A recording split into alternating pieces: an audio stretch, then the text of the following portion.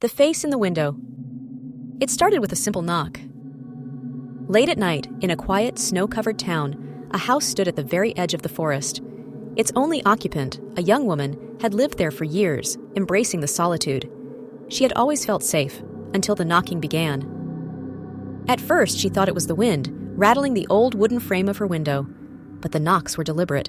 3 slow, rhythmic taps, always at the same time, 3:12 a.m.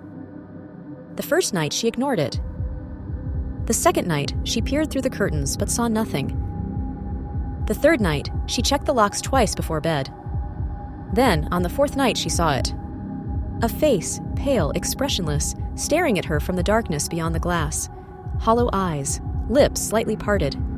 It wasn't pressed against the window, but floating, as if standing in the air itself. She couldn't move. She couldn't scream. The thing tilted its head, as if studying her reaction. Then it did something worse than knock. It smiled.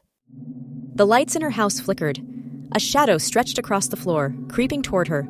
She grabbed her phone, hands shaking, and dialed for help, but the call wouldn't go through. The smile widened. Panicked, she ran from the room, locking herself in the bathroom. The knocking started again, this time on the bathroom door. She held her breath. Tap, tap, tap. Slowly, she reached for the doorknob, praying it was just her imagination.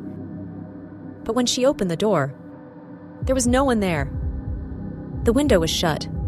The night was silent. The only proof that anything had happened was the foggy imprint of a face on the glass and a single, wet footprint on the floor. She never stayed in that house again. But sometimes, when she closes her eyes, she can still hear the knocking. Tap, tap, tap. And she knows it's still watching. The end.